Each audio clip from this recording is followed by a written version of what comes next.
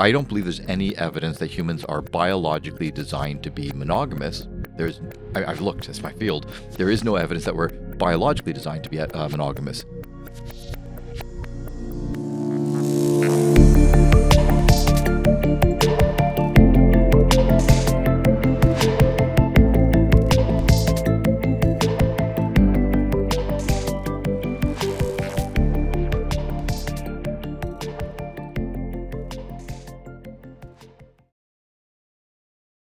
Welcome to Awake at the Wheel. In today's episode, we're going to be discussing relationships. However, we're going to be discussing a less common type of relationship, which is open relationships. So, Oren, since this was your idea to discuss, I'm going to let you take the wheel from here. All right.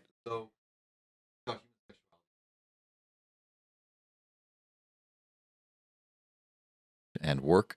And I even helped one throuple become that way. And these were three people who had never been they were very, let's say, pretty typical, and they had never engaged in such a relationship before, but because of circumstances, they ended up engaging in a polyamorous relationship. So a three-person polyamorous relationship, and it's lasted for many years, and it kind of opened my eyes to the possibilities.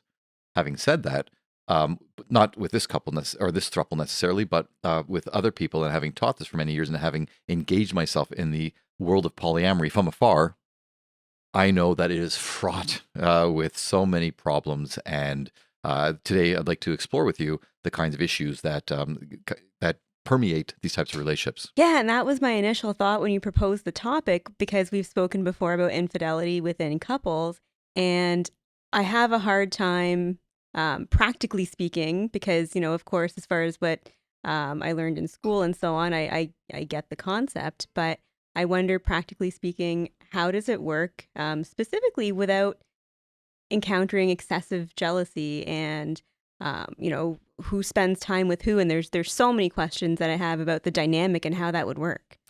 Right. So in a previous episode, you were talking about recognizing that, your partner can't be everybody for you, right? And so you try to find other people to fit or to meet other needs, but the assumption is that this would be non-romantic. It wouldn't be, it would be a different type of relationship than your individual partner. And with an open relationship, if done properly, there's a possibility of being able to find different people to meet different needs.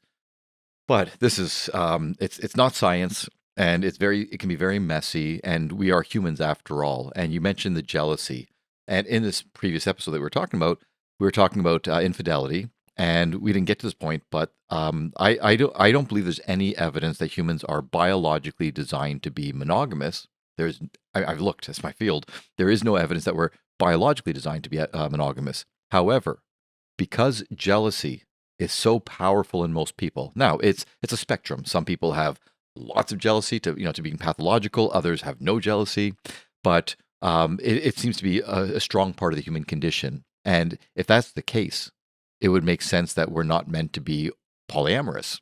Okay, so it's how do people manage if they don't happen to be the kind of person who is naturally not jealous? How do they manage a relationship where there are more than two people in that, and they don't feel jealous because of the loss of time or lack of emotional commitment and other things that come with a normal relationship? So you said earlier, if done properly, there Right. are ways in which this can be helpful. And that makes sense what you're saying as far as, I believe that one's partner can't fulfill every single role and be everyone's everything. So this seems perhaps like a logical way to fill in those gaps. But when you say if done properly, what does that mean? Well, here's the thing, and this always distresses my students, because I say, in order for a polyamorous relationship to work, there are two things that you need. Now, I could say there's probably 100 things, but it's an exam, so I say there are two things. And I say one of them is necessary for any type of relationship, a monogamous relationship. Now, by the way, we're saying open relationships. There's different terms. Polyamorous is a specific type. Open is probably the broadest type. Okay. Another way we call it is consensual, non-monogamous relationships. Mhm. That's a mouthful. So Yeah. we'll just call them open. Sure. Right. It's just if anyone is if an aficionado of these types of relationships, I don't want them to be offended by our using the terms loosely. So we'll call it open. So I say there are two factors, and again, just understanding there are many other factors, but I say two, And one of them I say is necessary for all relationships. And the other I say is not necessary for all relationships, but it is for an open relationship to work. So can you guess what that one factor is that you don't need it in in a normal relationship, but you do need it for an open relationship? Oh, I knew you were going to ask me that. Well, I know in typical heterosexual, I won't even say heterosexual, but in typical couples, it's having one's back. But I feel that because there are other gaps that are being filled in with this, I think there would have to be some element of trust or understanding or a mutual understanding of some sort. Okay. And I would say both of those answers make sense. The trust is really close. And I would say that when people say trust, I go, that's good enough, right? Mm-hmm. But I say complete honesty. Right. And people say, what? You're not supposed to have complete honesty in an open relationship? I say, no. We lie to our partners all the time. And I'm not encouraging it. And I'm not saying that you should be lying all the time, but we're talking like little lies, white lies, minor things. That's just natural. We lie all the time. Nobody is completely honest all the time. We can't function in a society that way. There have to be. And again, I want to be very clear. I'm not advocating for dishonesty. I'm just saying that naturally we can't be totally honest. That's what humans do. That's what humans do. But in an open relationship, and I'll talk about this, why this is so important, but there has to be that understanding that everything is on the table. Everything gets discussed openly and honestly. And that's something that you can't expect in a typical relationship. So that's the one. The other one I say is respect. Can I pause you there, though? Why not? Right. Because, and that's a very important question, because in a monogamous relationship, baked into the understanding of the let's say the rules or the parameters is that when my partner walks out that door, that he or she is going to be true to me. They're going to be faithful. They're not going to be with anybody else. It's the built-in assumption. It's just built-in assumption. But with an open relationship, that's not the case. And so let me go next step, and it'll tie back to your question. I say that the first rule of having an open relationship is that you have to lay out all the rules, all the parameters, all the expectations, all the boundaries. The second rule is that you will never have enough of those. So the fact is, even if you say, here's our understanding, for example, it might be that you can have sex with anybody you want, but there's not allowed to be any emotional commitment. Or you can have sex with anybody, but you have to tell me. Or you're not allowed to tell me. Or you have to ask me first. Or you can have sex with anybody unless they have hazel eyes or something like that. There are so many rules that you want to follow because you want to make sure, going back to the respect, that you're not disrespecting your partner by stepping outside of those rules and expectations. But the reality is, again, there's not enough rules where the person could say, when you said I can't be with someone with hazel eyes, I thought you meant, hazel all the time. This person's eyes were green when I saw them, and I found out later on they were hazel. Yeah. Okay. Now it sounds silly, but of course, yeah. Right. But the point is there's flexibility in those rules that can be misinterpreted. Right. And if you don't have complete honesty, the person who saw their partner do that is going to feel, oh my gosh, this person either cheated or disrespected, broke our trust, right?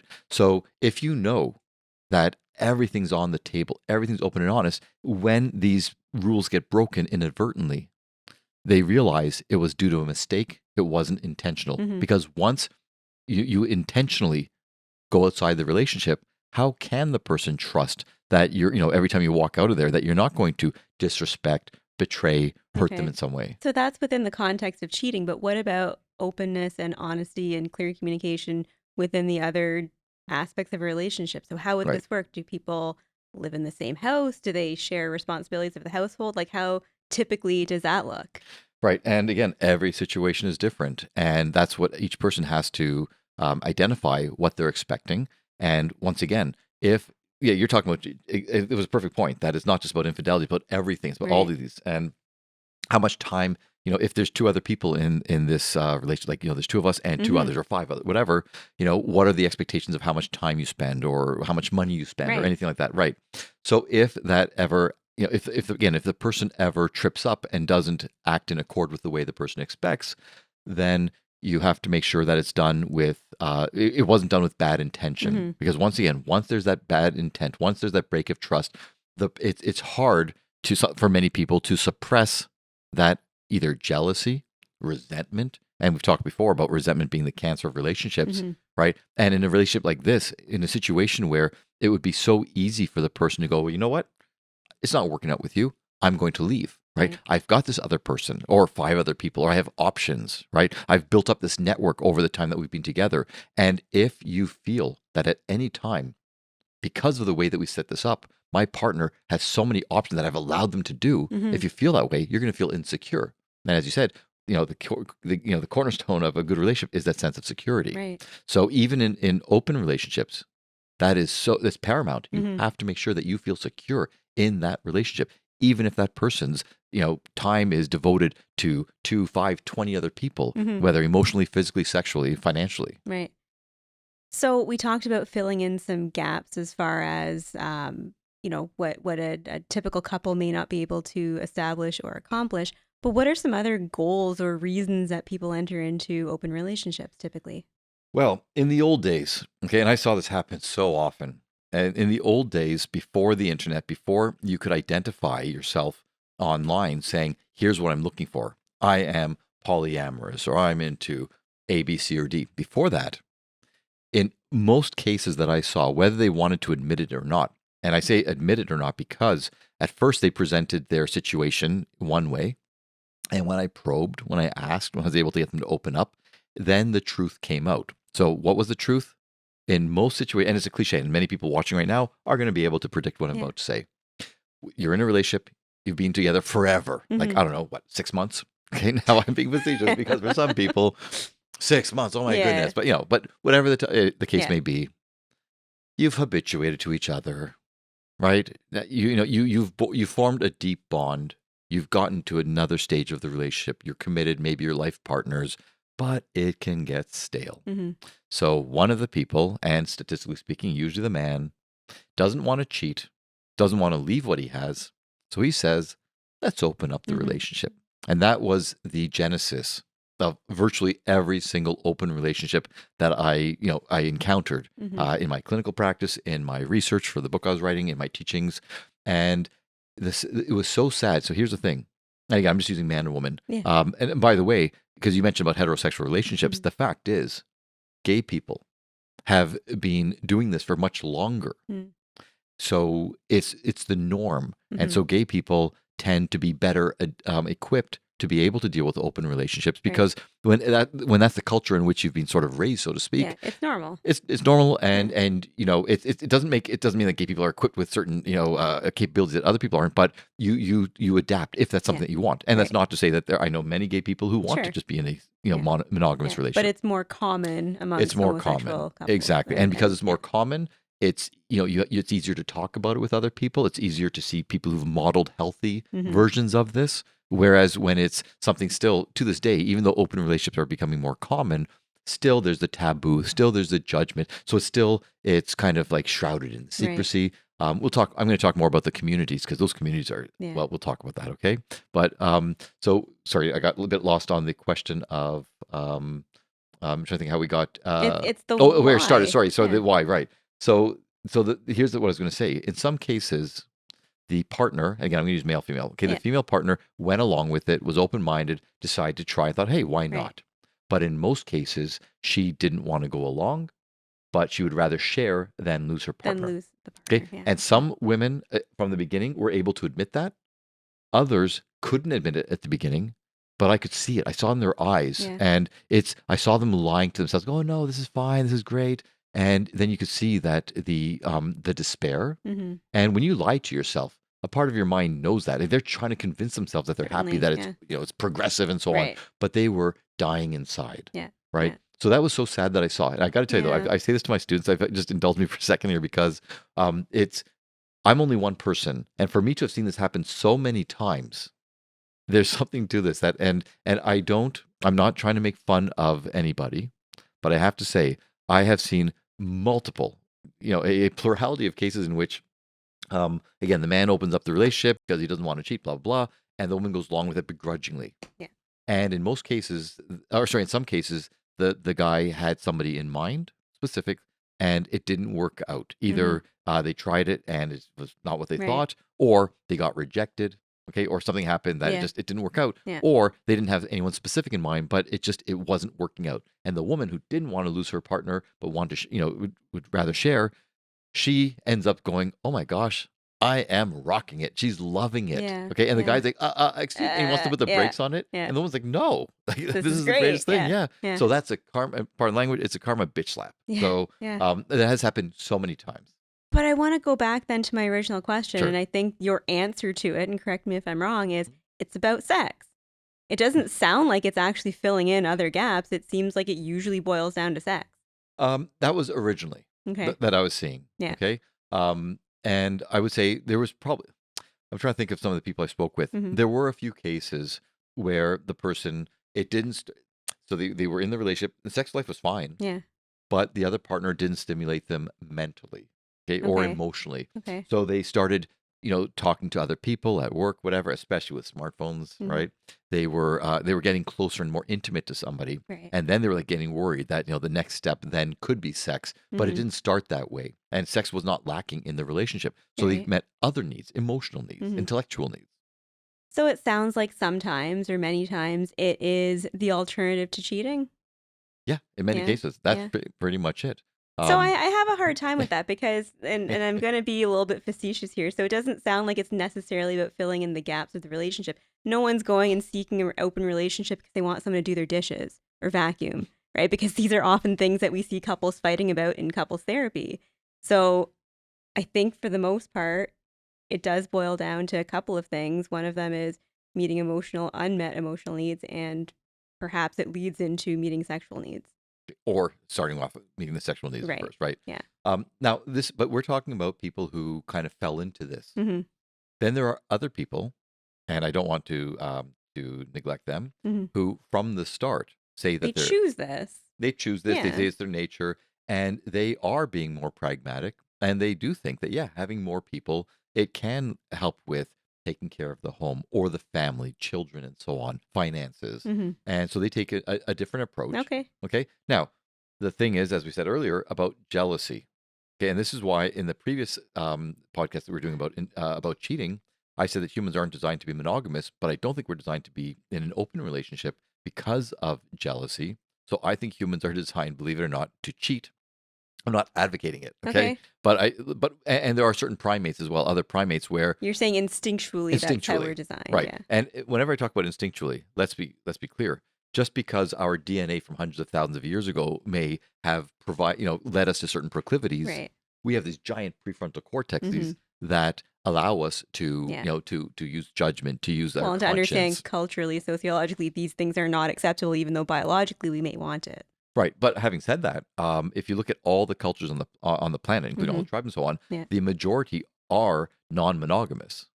Really? They're actually polygynous. They're not that's the accepted. They're not Okay. practiced that way because what do you think is the number one factor that prevents people in communities that have polygynous? Now, I said polygynous, not polygamous, Right. because polygamy is just the general construct of one person with multiple partners. Polygyny is one man with multiple Right. females, and polyandry would be one woman with multiple males. Yes. So I know historically there were a couple of polyandrous maybe tribes or small societies, but of course the majority is polygynous. So what do you think is the number one reason in those places that men don't have polygynous relationships? I Even want though to say financial. exactly, Yeah. yeah, financial. Yeah. That's pretty much it. Now in modern day, I mean, finances of course is an issue, and as I always say to everyone, if you're going to try this, the other resource that people don't have a lot of is time. Yeah. Right. And so I wanted to go to this. This is what's so important. If anyone wants to check it out, and I don't want to denigrate an entire community, No. and I haven't checked them out for a while, so maybe they got better. Hmm. But I was observing them for quite some time. I took a break because it was breaking my heart to see what I was seeing. Mm. I'll tell you in a second. And then I went back, and I was like, oh my God, it's just as ugly as before. Which is there are, let's say, whether it's Reddit, Face Group, other places where there are polyamorous communities. Hmm. And so I would watch. I even interjected a few times, and I'm telling you right now, for and this is common in other places, in other contexts as well. Sometimes the people that demand the most tolerance and acceptance of themselves are the least tolerant and accepting of Yes. others. Yes. And I'm telling you right now, if you go to these forums and you see somebody either asking questions or complaining about a certain situation, the judgment that they get, it's ridiculous. So I'm just going to give one example. I want to be careful. I mean, it's not my patient, so I can say it, Sure. but It's on a public forum, right, so it's on a yeah. public forum, Yeah. and the person was complaining that it was Christmas time, Hmm. and I forget the term that they used, but their husband, they were married, Yeah. okay, he was spending more time with his mistress, okay, Okay. and they had a different name, his The third third party, person. Yeah. right? Yeah. And because she was not into, like, she didn't have anyone else, but he wanted to do it, and she was talking about how she felt lonely, she felt alone, and people just jumped on her, and she had children with him as well, Hmm. and it's Christmas Day, and he's not there with the Oh, family, right? And she has this, we're a family. You want to yeah. have your own, either sexual or whatever needs met, fine, but you're There's also still neglecting. responsibilities at home. Exactly. Yeah. And people were jumping all over and saying, "Well, you should count yourself lucky because she has, you have him the majority of the time," and blah blah blah. And everything she said showed that this man was basically treating his other Hmm. much better, Yeah. gift wise, Yeah. time wise, even symbolic wise, because he was Yeah. with her on Christmas Day and certain days, Mhm. okay, instead of with his family. But that goes back to what you said earlier, where there weren't clear, mapped out expectations and Right. communication of what this is going to look like. Right. And I'm trying to remember whether she had, I don't want to put words in her mouth or, Sure. right. I can't remember if she had said what she had expected. In this case, it seemed pretty clear that I she was not ready to imagine leave not. him. Yeah. Okay. Yeah. That even if she had said these things, he would have said, "That's not to my liking." Mhm. And she went along with it. And again, she had family. She wanted to maintain that family, the facade Mhm. of family for the children or for whatever other reason. So Yeah. the point is, and I was watching people and they had all these baked in assumptions and they were attacking her. And Yeah. that's what turned me off is I saw the attacks in Mhm. so many cases. Yeah, and So I have I compelled you to consider this now? no. Right. But let me say, as we know, I'm very open-minded and very respectful of all people's choices, Right. but I think it's been made pretty clear in the series of episodes that we've done that I'm, very much for the commitment of a couple, and that's not to denounce anybody else. But that being said, I think this is a good example of, I don't know how else to put it, whether it's an open relationship or a couple or whatever the case may be, partners can be shitheads. Right. Right. So it seems like sometimes people gravitate towards an open relationship as a remedy for relationship issues, but the same type of problems can still persist. Exactly. And again, it's the jealousy aspect, even if someone's not aware of it, if they're feeling jealous, I mean jealousy by nature it means that you're afraid that you're losing something or someone. Hmm. So if you're feeling jealous, that means you're feeling neglected. If you're feeling neglected, you're not feeling secure. Right. If you're not feeling secure in the relationship, it can't be a fulfilling, rewarding relationship. So no matter how much people say, "Oh, I'm okay with this," again, statistically speaking, there's only a tiny percentage of people who can Yeah. truly, feel Hmm. happy for their partner without the jealousy. Now, by the way, I want to throw this term out. There is a term. It's the opposite of jealousy. It's basically being happy for your partner's happiness. Okay. It's called compersion. Mm. And I use this in my clinical practice when I talk to people, and I explain to them. I think it's only used within polyamorous relationships. Again, so if my partner's going out and I know they're going to be with somebody else, instead of being jealous or upset or lonely, I'm happy that Hmm. they're having this, enjoyment. Right. But I try to transition that into other situations where I say, just be happy. Let's say you're struggling at work, but your partner got a raise. Be happy for Hmm. them, Hmm. right? Just like that. So I try to broaden the term compersion into those situations. So there's something that can be learned in that regard, right? Being happy for someone Yeah. else's joy. Yeah. So what I'll say is I'm not fully sold on the idea yet, and I'm reminded actually of a conversation a good friend and I had couple months ago now, actually, where it was more of a thought experiment because both of us have been in long-term relationships since we were quite young. And we're like, yeah, I can see the argument being made for this because, like we started out discussing here, that everybody's partner can't be their everything. So okay, I can see in theory an argument for it, but you still haven't convinced me that it works. And I'm not trying to convince you that it works because I've seen some cases where it does work. Yeah. I know quite a few. Yeah.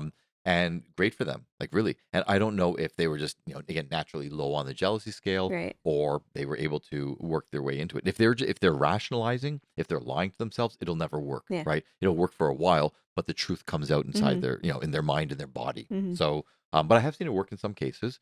And again, they respect each other. They understand the boundaries. Yeah. They don't transgress those boundaries, Hmm. and it does work. So it can work. But again, I'm saying it's in the tiny minority of people, and for them, Yeah. kudos to them. So that addresses my next question, actually, is what percentage of them work and not just work, but have longevity? Yeah, I can't give you a number. Yeah.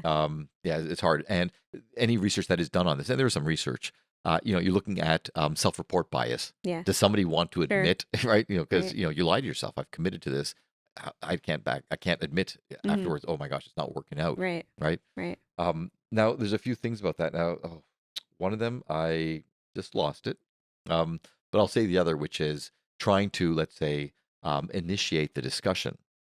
So, let's say you're a young person and, things are going great with your partner, but you're still young. And by the way, I'm going to go on a bit of a tangent, but it's totally related, which is I've lost count. I have literally lost count of the number of young men, whether it's my patients, whether it's the partners of my patients, or whether it's my students Hmm. or others who have said, they're young men, they go, I'm polyamorous. Hmm. Okay.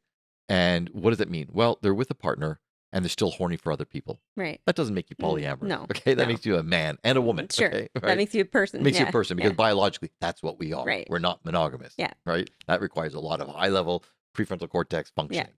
So that's the first point. Okay. Joy? So the second point is if you are that person where you're not prepared, whether it's maturity, whatever it is, Hmm. to settle down with one person and you want to broach the topic of open relationships, Yeah. um, what do you think is the number? And I've seen it play out so many different ways, but what is the problem with trying to broach the topic as subtly as possible, as tentatively as possible? What do you think? I'm going to assume that the recipient of the conversation jumps to Right. the conclusion of, well, you want to cheat on me, Yeah, or you're not happy with me. Something's wrong with me. exactly. And I Yeah. always tell people that. So if anyone's thinking about, broaching the topic, Yeah. as soon as you open your mouth, the person it's almost On the impossible. defensive. Yeah, they're going to be Yeah. defensive. Yeah. And what's wrong with me? Right. I'm not attractive enough. You've lost interest in me. Maybe you've already cheated and you're just doing this now Sure. retrospectively to Yeah. try to cover for it, or retroactively. Sorry. So, yeah. So I always warn them, and so I don't mean to be manipulative. I mean to be strategic. Hmm. But I tell people if you are going to sort of test the waters, and even if you do this, there's still a pretty good chance that your partner is going to be wondering, what's Hmm. going on here? What are they thinking? But I say, you mentioned a program. Like there's several programs. I can't think of them off the top of my head for some reason. Okay, but and my students, I always say, look, you can say that we talked about in class. Hmm. So you can just say that. You go, oh, hey, and you just sort of do it kind of in a confused manner. Hey, I saw this program. Hey, Right. what do you Just think about wondering that? what you Just wondering. think. Yeah. Yeah. And you do it as loosely and lightly as possible. But even then, there's a pretty good chance that Hmm. as soon as you do that, every time you walk out the door, Hmm. your partner's wondering, what is this person doing? Okay. So you have to be careful. That's a caveat that you have to be aware of.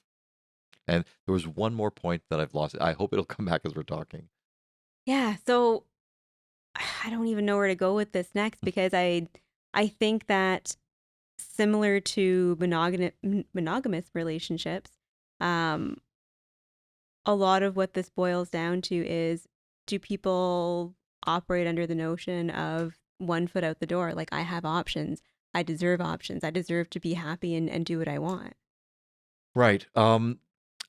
It's tricky because to me, it's kind of having your cake and eating it too. So if you have the person at home, the stable person, Yeah. and again, whether it's for your sense of security or whether for optics, and then you can do other stuff, Yeah. there's no reason to leave.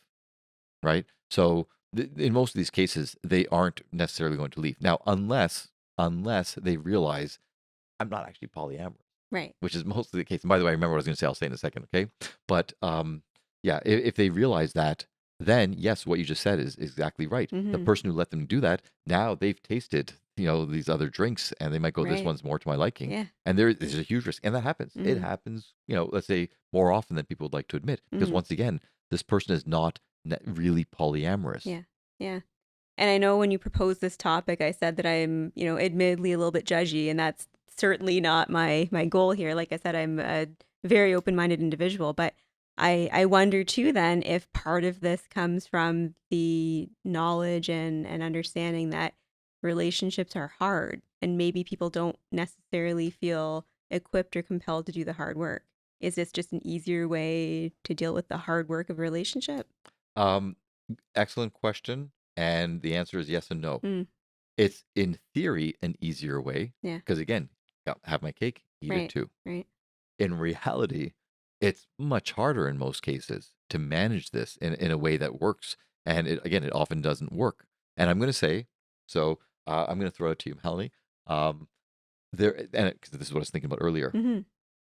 For most people, whether they actually have done it or they've thought about it, there is let's say, a stepping stone. The Yeah. first step to an open relationship type and a consensual, non-monogamous type of lifestyle. Okay. What do you think it is for most people? It's very common. At least, sorry, it's of all the different options, this is probably the most common. So, what is the first step in that Yes. direction? Yes.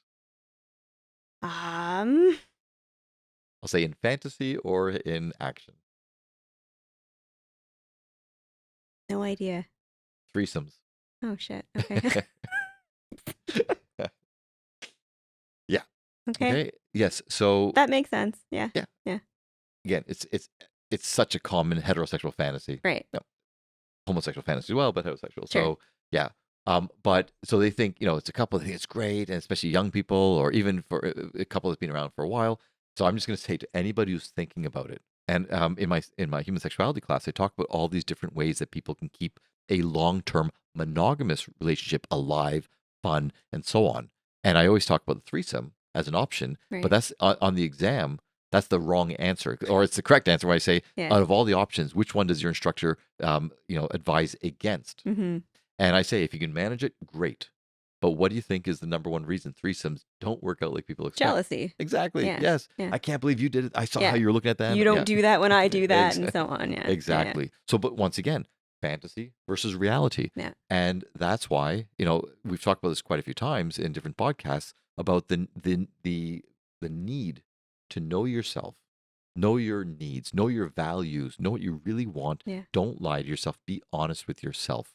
And again, it might seem great on paper, Mm-hmm.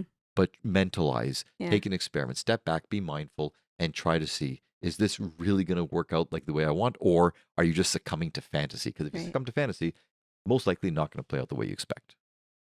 Yeah, so this podcast is a little bit different because I came in with not a whole lot of knowledge on this topic, but in terms of, our usual question of, so what do we do with this? I think in many ways you just answered that, as far as, having an honest discussion with oneself and of course one's partner, I suppose, if it's going to be opened up into an open relationship, about what do you want? What are our values, like we always talk about? And realistically, what is this going to look like? Right, exactly. Yeah. I've got nothing more than what I've said earlier and what you just said Mhm. right now. Yeah. So until next time, keep your eyes on the road and your hands upon the wheel. As much as we love listening to ourselves speak, especially me, we would love to hear from you as well. So our emails are in the description below. If you would please write to us with your questions, feedback, comments, topics that you'd like us to cover. We can do this together, the two of us, but it's much better if we do it together.